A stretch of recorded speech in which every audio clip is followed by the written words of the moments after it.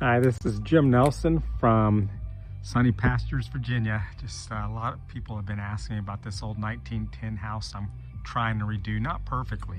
I'm only going to make one of the bedrooms livable. The rest of it will be storage. But I'll just show you people what I've done.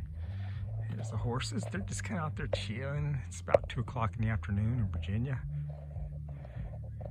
They're relaxing. You guys, I wonder if any of you know what kind of wood this is right here. I have thousands of linear feet of it. I had to tear it out of the house. It's American chestnut, very old. The entire walls, all the ceilings were done in that wood. So I have a huge pile here I'm denailing today. And I have massive amounts of it already denailed and palletized. It's all covered with plastic right now back there. Like I said, I have so much. Here's what I did the last few days. I raised this little deck, little area right here. These were all hitting the ground. Set them on brick. The actual deck floor right here. It used to actually come out where you see these boards broken and all the way to these posts here. These right here, these Tree of Heaven grew and just tore the whole thing down. Tree of Heaven took down an old 1800s cabin that was here also too. So I'm not going to be able to make this place perfect, and you know what I mean. And to do that, it just, can you imagine the cost and everything? I mean, I'll do the best I can within my capabilities. One man working alone, but it ain't going to be easy. Crawled underneath. I set a lot of new stones.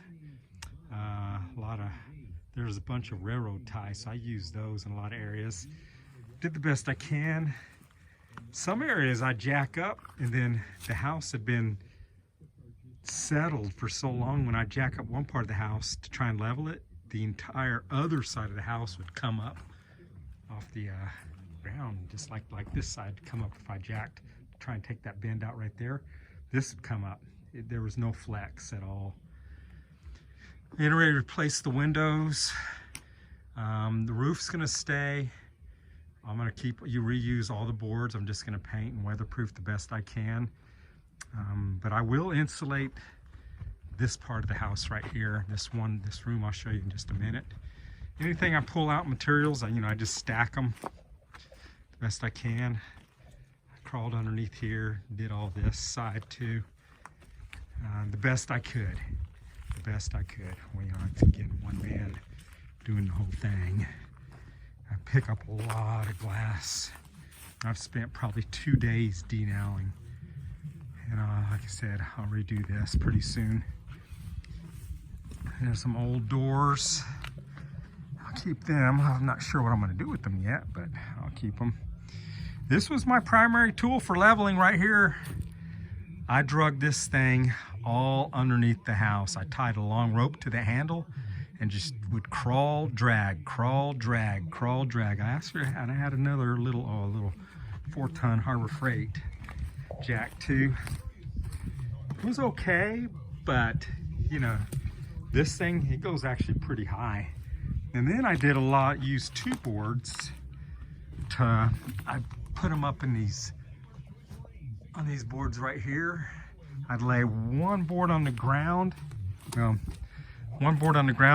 then shove a board up in the top right there. And I used leverage. I'd actually lift up the end of a board and leverage, and I actually did a lot that way, because I could lay 3 boards across the ground. Trip out here. I could lay 3 or 4 boards across the ground here and lift, and I'd set a board underneath to kind of hold what I just pulled up, and it would stay. So did pretty good that way. So there's 3 ways. The Harbor Freight, my floor jack was one of my favorites, and then leveraging with 2 boards, actually 3 boards, 2 long boards, and then a shorter board to hold after I leveraged up to hold the back end of the board up. Let's go up here. You can see this old steps. You can see where the Tree of Heaven just made a big hole. I'm getting ready to fill all this in. This is just going to be storage. Right here, there's some old steps. Like I said, this whole thing was American chestnut at one time. And there were stairs on this side too. It's for like boys on one side, girls on the other side. I had an old fireplace, both levels. This is the part I'm gonna finish and live in off-grid right here. I am gonna push those ceilings up, probably on some rainy days when I just have to work inside. And it shouldn't be hard, I've done all that before. I am limited, you know what, I have a little tiny generator, circular saw, I do use my chainsaw, grinder. I do have an air compressor and nail gun, which is God sent. I'm gonna plan to put a composting bathroom over here. But I am gonna go ahead and plumb and run electrical outlets, although they will not be connected to anything. Maybe in the future one day, all of it will. They won't run electrical this far down to this house anymore. Although at one time, years ago, it did have electrical. But it's about a mile down the road now, and they'll go so far and anymore the electrical company, but to drive it, bring it all the way here, some of the costs would have to be out of my pocket. This room used to actually, from what the owner told me, floor's really torn up. Used to be where they kept an old-fashioned tub and where they took their baths a long time ago right here. And that's the reason these floors, I can tell they're really torn up in that room more than any other.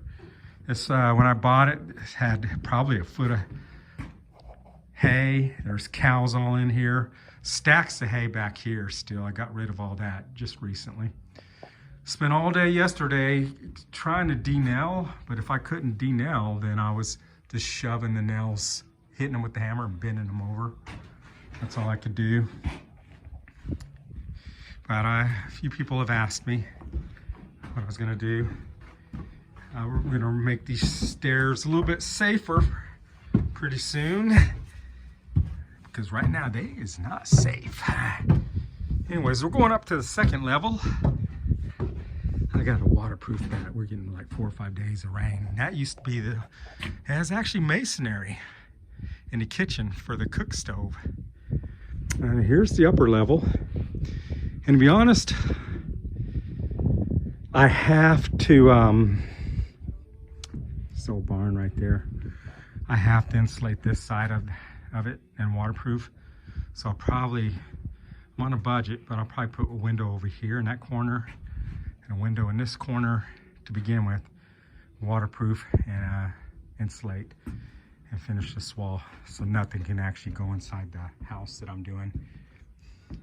As far as the rest of the structure up here, I plan on putting quite a few windows up here.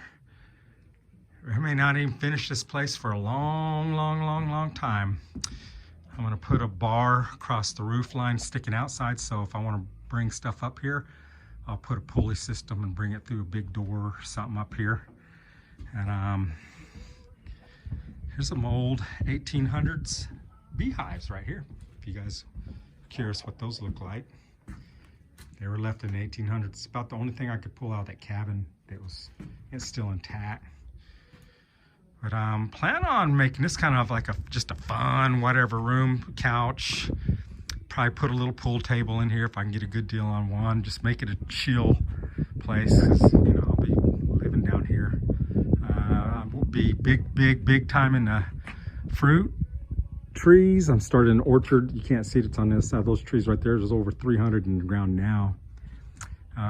Bees, going big with bees this year, which you'll see a lot of videos on those as far as like the doing splits, inspections, and you know, everything to do with bees. You know, anyways, I just wanted to go over a little bit, show you guys where I'm at, and hopefully next week I'll be a little further, definitely within the month.